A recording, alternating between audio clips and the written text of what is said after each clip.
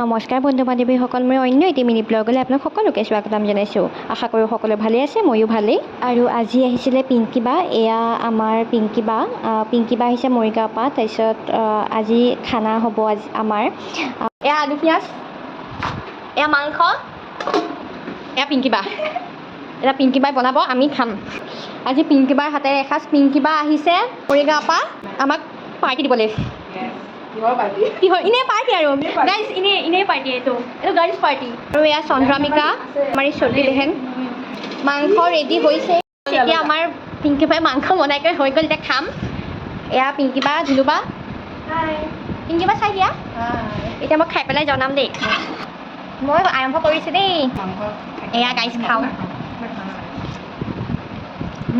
ধুনীয়া হৈছে দেই পিংকি বা। ধুনু বা সঁচাই ধুনীয়া হৈছে। Thank U. বাই গাইজ, মই খাই লওঁ।